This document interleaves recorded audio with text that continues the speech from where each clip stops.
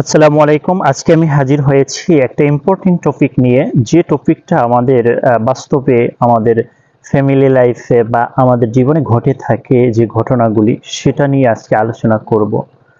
এরকম আমাদের সমাজে সাধারণত আমরা দেখে থাকি, ঘটে থাকে যে আপনি বিয়ে করেছেন 6 মাস হলো, কিন্তু আপনার ওয়াইফ আপনার বাবার ওয়াইফের বাবার বাড়িতে গিয়ে সে আর আসতে চাচ্ছে না, সে আসবে না। হ্যাঁ, আপনি অনেকবার তাকে রিকোয়েস্ট করেছেন, অনেকের মাধ্যমে করেছেন, কিন্তু সে আসতেই চায় না, আসবে না।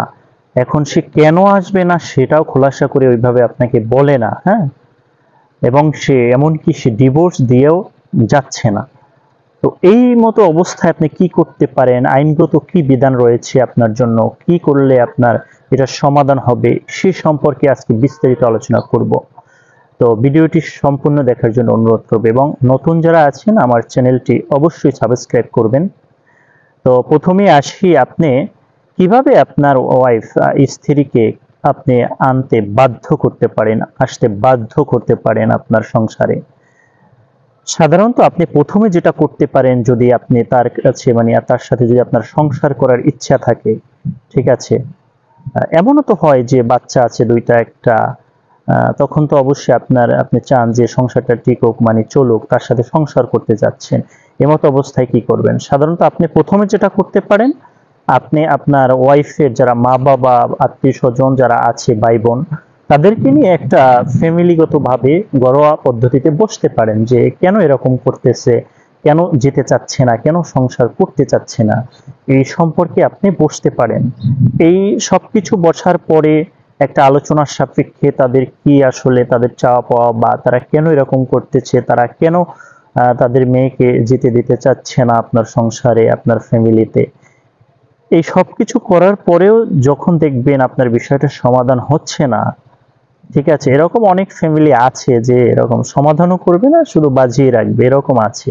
তো সেক্ষেত্রে পরবর্তী আপনি কি স্টেপ নিতে পারেন? পরবর্তী যে স্টেপটা নেবেন সেটা হলো, আপনি একটা আপনার এলাকায় যে চেয়ারম্যান বা মেম্বার বা গণ্যমান্য ব্যক্তিবর্গ আছে তাদেরকে নিয়ে আপনি বসতে পারেন। তো তাদের দুই পক্ষকে ডাকতে পারেন, আপনার শ্বশুর বাড়ির লোকজনকে ডাকতে পারেন, বা আপনার যারা গণ্যমান্য আপনার পক্ষে যারা আছে সবাইকে নিয়ে আপনারা মিলেমিশে বসতে পারেন এলাকায়, যে কেন সংসার করতে চাচ্ছে না বা কি কারণ। তো সাধারণত এরকম বসার পর একটা সালিসি কাউন্সিলের মতো গঠন হয়, সালিসি হয়। তো এরপরে দেখা যায় একটা তারা হচ্ছে একটা রায় দিয়ে থাকে, যারা সালিসি করবে তারা একটা রায় দেয়, সবকিছু শোনার পরে একটা রায় দিয়ে থাকে। এই রায় অনেক সময় অনেক ফ্যামিলি আছে মানতে চায় না, তাদের পছন্দ হয় না। তো আলটিমেটলি তারাও এরকম ব্যর্থ হয়ে যায় আপনাদের পুনরায় আপনাদের সংসারটা এস্টাবলিশ করার জন্য। তো তারা যখন এই সালিস কাউন্সিল যারা করবে, সালিসি যারা করবে, তারাও যখন ব্যর্থ হয়ে যাবে, এ তারপরে তৃতীয় ধাপে আপনি কি করতে পারেন? আপনি তো সমস্যার সমাধান করতেই পারতেছেন না, হচ্ছে না কোনোভাবে, তারা মানতেছে না। এমতো অবস্থায় আপনি কি করতে পারেন আসলে? কি করলে আপনাকে আটকাতে পারবে না? তো আপনি সাধারণত চাইলে একটা জিডি করে রাখতে পারেন, যে এরকম থানায় জানিয়ে রাখতে পারেন, ঠিক আছে। আমরা অনেক সময় এটা করে থাকি, আমরা দাম্পত্য সম্পর্ক ভালো চলাকালীন অবস্থায় যখন আমার স্ত্রী চলে যায়, বাবার বাড়িতে যে থাকে, আসতে চায় না, তখন আমরা একটা চুরির মামলা দিয়ে থাকি। সাধারণত এই চুরির মামলা কিন্তু সমাধান না, আপনি আজকে জেনে যান। ওয়াইফ কিন্তু হাজবেন্ডের সম্পত্তি কখনোই চুরি করে না, চুরি করতে পারে না, এটা কিন্তু কখনোই চুরি হয় না। আপনি আপনার সম্পর্ক ভালো চলাকালীন অবস্থায় তাকে একটা জিনিস গিফট করেছেন, সেটা যখন আপনাদের ভিতরে সমস্যা দেখা দিয়েছে, হ্যাঁ, সম্পর্কের মাঝে, তখন আপনি চুরির মামলা দিয়ে দেবেন, এটা হয় না, এটা আইনেও বৈধ না, এটা আইনে চলবে না, ঠিক আছে। একজন স্ত্রী তার স্বামীর প্রপার্টি কখনোই চুরি করতে পারে না, চুরি হয় না। এটা এটা হচ্ছে এখানে অধিকার জন্মায়, এখানে অধিকারের একটা ব্যাপার স্যাপার রয়েছে, সেক্ষেত্রে এটা চুরি হবে না। তো আপনি চুরির মামলা করলে কিন্তু আইনগত প্রতিকার পাবেন না, আপনি হেরে যাবেন মামলায়। তো সর্বশেষ যে চিকিৎসা যেটাকে বলবো, সেটা হচ্ছে আপনি একটা দাম্পত্য সম্পর্ক পুনরুদ্ধারের একটা মামলা করতে পারেন ফ্যামিলি কোর্টে, ফ্যামিলি আদালতে। প্রত্যেক জেলায় একটা ফ্যামিলি আদালত থাকে সাধারণত পারিবারিক সমস্যা সমাধান করার জন্য। পারিবারিক মামলাগুলো এখানে ফাইল করা হয়, পারিবারিক সবকিছু সমাধান করা হয়। ফ্যামিলি কোর্টে গিয়ে আপনি দাম্পত্য সম্পর্ক পুনরুদ্ধারের একটা মামলা ফাইল করতে পারেন।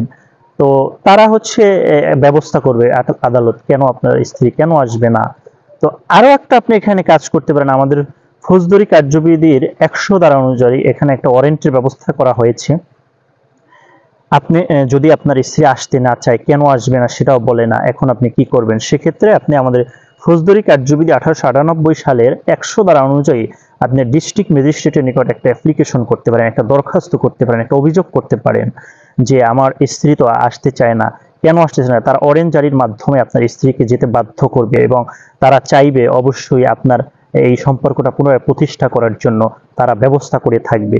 তো আপনি আইনগত প্রতিকার হিসেবে এই ব্যাপারগুলি আপনি গ্রহণ করতে পারেন যখন দেখবেন যে লাস্ট পর্যায়ে সবকিছু পারিবারিকভাবে মানে সালিশ কাউন্সিলের মাধ্যমেও সম্ভব হচ্ছে না, তখনই আপনি আইনের আশ্রয় নেবেন। ঠিক আছে, প্রথমেই যদি আপনি আইনের আশ্রয় নিয়ে থাকেন সেক্ষেত্রে কিন্তু আপনাদের সম্পর্ক হয় না। আপনি যদি একজনকে মামলা দিয়েই থাকেন, সে কিন্তু আর চাইবে না এই সংসারে ফিরতে, তখনই সেটা কিন্তু সুখী সংসার বলে গণ্য হবে না।